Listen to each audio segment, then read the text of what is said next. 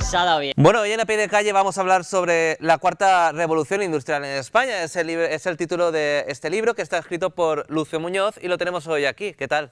Buenas tardes, Xavi. Muchísimas gracias ante todo por la invitación. Es un placer y un honor para mí. Bueno, el placer es mío, porque vamos a hablar de un tema muy interesante que seguro también le interesa a la gente que nos está viendo, porque realmente es una realidad, ¿no? Y además lleva el subtítulo de ¿Cómo reducir el desempleo estructural que está provocando este fenómeno? Bueno, ¿España está preparada para la cuarta revolución industrial? Está menos preparada que otros países de nuestro entorno.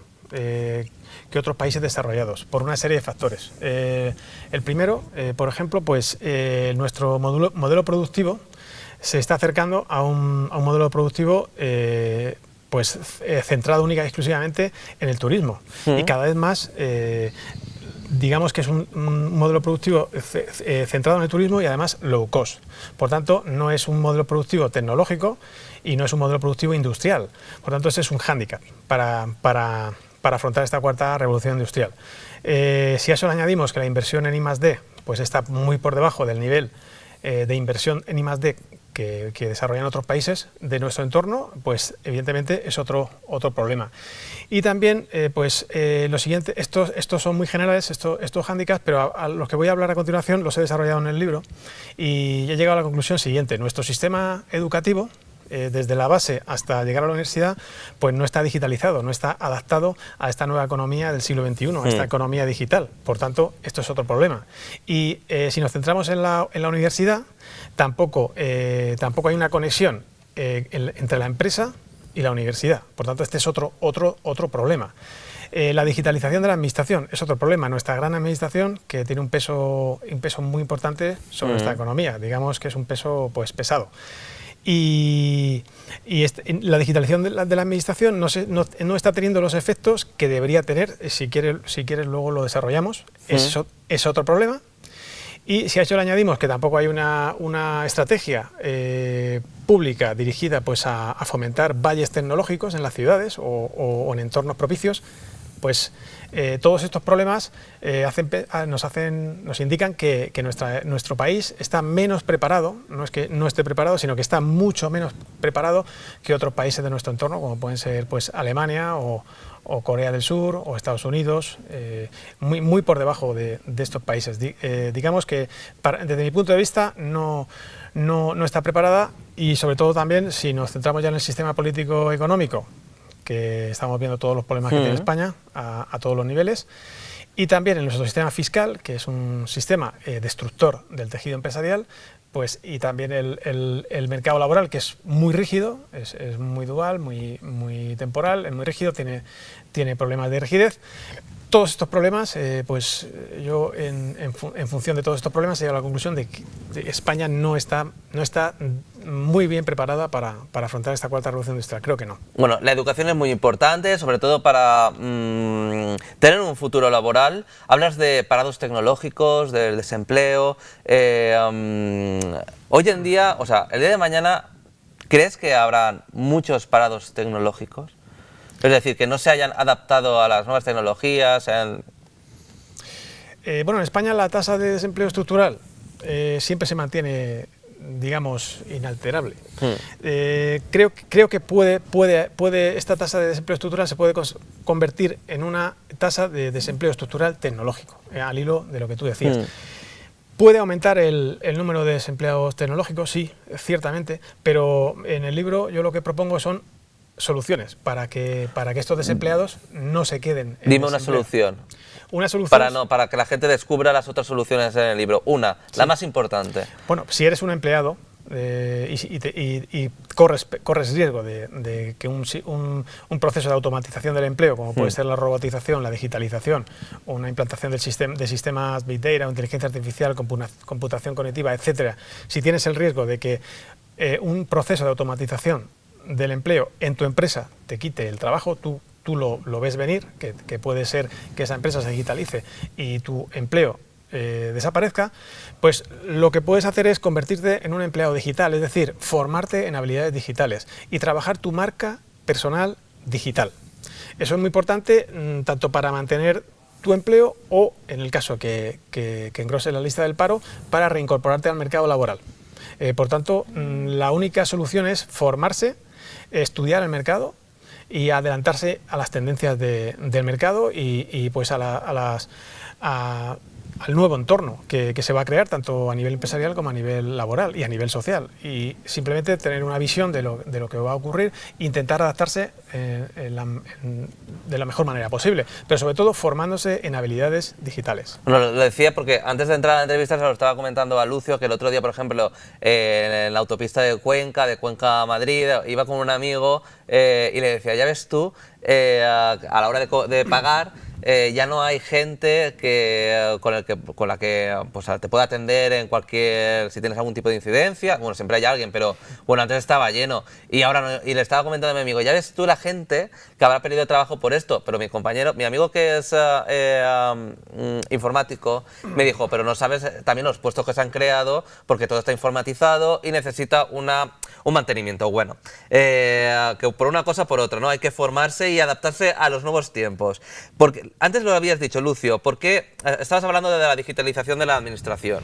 ¿Por qué la digitalización en la administración sí que está funcionando, está creando empleo? Y, por ejemplo, en las empresas privadas pues pasa algo muy diferente. Sí.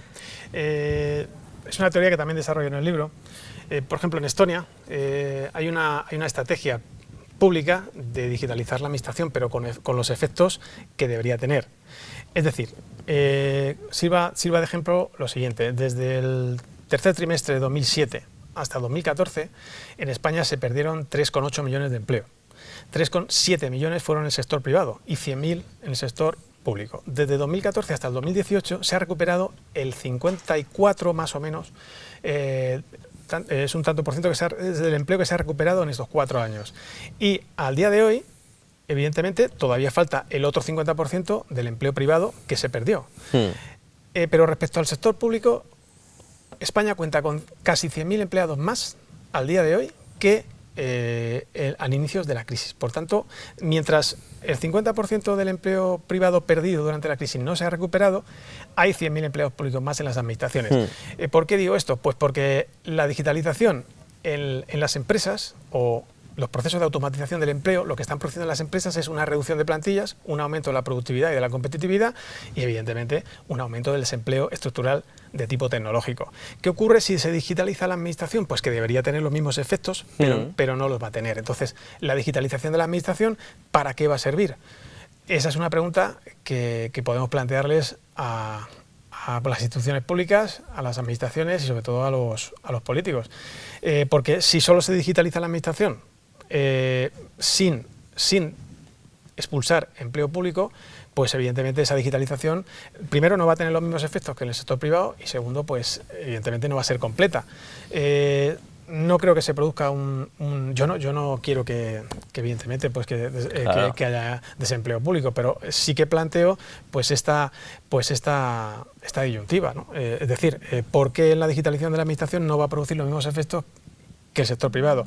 La digitalización de la administración tendría que ser, pues en este momento, una estrategia para hacerla más eficiente y dotarla de más calidad y, sobre todo, empequeñecerla, puesto que nuestra administración es grandiosa y ahora mismo lo único que hace es entorpecer el crecimiento económico. Por tanto, yo creo que la digitalización de la administración debería aprovecharse para, pues evidentemente, tener una administración ágil y eficiente con los empleados públicos que sean necesarios. Y pues yo lo que haría pues es mantener a los funcionarios, evidentemente, a todos los funcionarios que han sacado su oposición, y todo el empleo público que se ha creado al albor de los partidos políticos, que no son necesarios, pues yo creo que ese empleo público sobra. Y sobre todo, pues muchos asesores, mucho personal político, que son los sueldos de este personal político son los que han subido los salarios en la administración y los que han hecho que la media salarial en la administración esté por encima de la media salarial del sector privado, algo que no ocurre en ningún país desarrollado, solo en España. Por tanto, esta digitalización de la administración, desde mi punto de vista, de mi humilde punto de vista, tendría que tener esos efectos. Y en España no los va a tener. Por tanto, va a ser un proyecto de digitalización de la administración que no va a tener los efectos deseados para lo que necesita nuestra economía.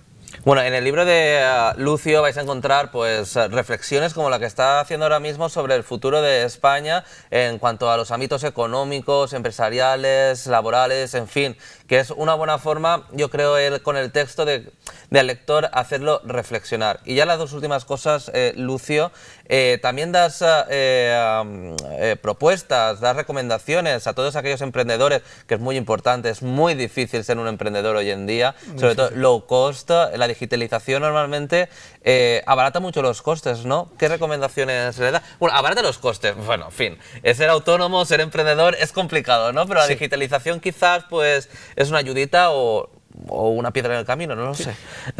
Como tú bien dices, Xavi, yo doy una serie de consejos, humildemente otra vez, en base a estudios. Si eres emprendedor, si quieres emprender, pues yo desarrollo un modelo de negocio básico en el libro para estos nuevos emprendedores digitales. Y es muy sencillo, es un modelo de empresa digital, evidentemente, de venta online, y basada en el inventario cero, es decir, pues vender bajo demanda a la carta sin stock. Sobre todo, las inversiones deben centrarse o enfocarse no en la estructura de la empresa para reducir costes, sino por el contrario, en la logística. Doy otra serie de recomendaciones, tales como las siguientes. Por ejemplo, pues financiarse con financiación alternativa, vía Business Angels o, por ejemplo, pues crowdlending o crowdfunding o incluso venture capital, es decir, ahí ya me he perdido. Capital riesgo. Si es una startup de primer nivel, vale. Capital riesgo. Y si no, pues alguna de las alternativas de financiación que no son las tradicionales, es decir... Las Business Angels a lo mejor. Sí, por ejemplo, la financiación bancaria o vía préstamos de familiares, yo creo que es lo que hacen muchos autónomos, muchos nuevos emprendedores. Yo creo que eso es un error y sobre todo reducir costes. Es un modelo de negocio basado sobre todo en la reducción de costes, es decir, una estructura muy plana, con unos costes muy reducidos, y sobre todo si es la estrategia que deben implementar en el plan de negocio, pues debe estar también fundamentada pues en una combinación, en un plan de marketing o comercial que combine pues la tienda física con la tienda online y si es posible solo la tienda online. El modelo de negocio lo desarrollo más ampliamente, pero básicamente estas son las líneas a seguir si se quiere emprender en esta nueva economía del siglo XXI, en plena revolución industrial, la cuarta revolución industrial. Sobre todo también desarrollo, si no quieres ser empresario, si no quieres emprender, si no quieres aventurarte a través de un proyecto empresarial a la incertidumbre, pues también hay otra fórmula, que es convertirte en un freelance, en un autónomo, no con negocio propio, sino trabajando para varias empresas.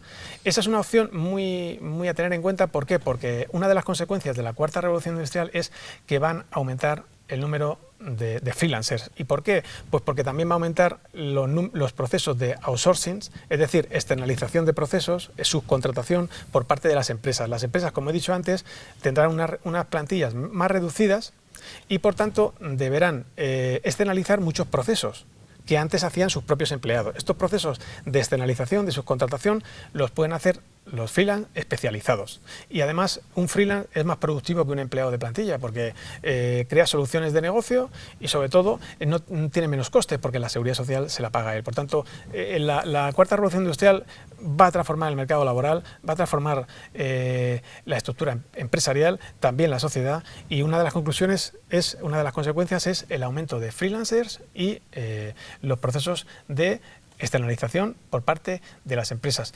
Y también, como he dicho antes, si quieres seguir siendo un empleado del sector privado, de una empresa privada, pues formarte en habilidades digitales y crear una marca personal propia, pero con perfil digital.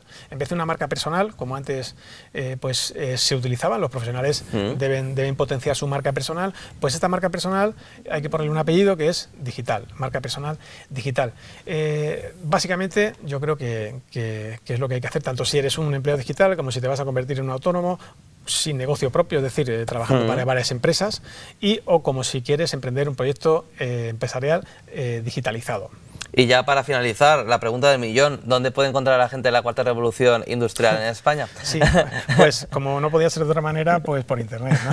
Sí. Bueno, pero si van a una librería, por ejemplo, de aquí de Albacete, lo pueden Sí. encontrar perfectamente, ¿no? Lo piden y supongo que se lo llevan, ¿no? Xavi, lo que no sé es cuáles son las librerías en lo Bueno. pero sí que lo pueden encontrar en Amazon, evidentemente, en el Corte Inglés y por supuesto, bueno, en la Casa del Libro y por supuesto en la web de la editorial. Aquí hay una Casa del Libro, por ejemplo, en Albacete. Pues Entonces, ahí lo pueden ahí encontrar pueden perfectamente allí. y por supuesto en la web de la editorial de la Universidad de Navarra. Ahí también lo pueden solicitar por internet y en un día lo tienen en casa. No he dicho el currículum de Lucio, pero bueno, es que os quedaríais de piedra porque, bueno, es un auténtico experto de la materia, ¿eh? Muchas gracias, humildemente. Bueno, muchas gracias, Lucio, por estar Gracias- aquí en A Pie gracias de a ti, Calle.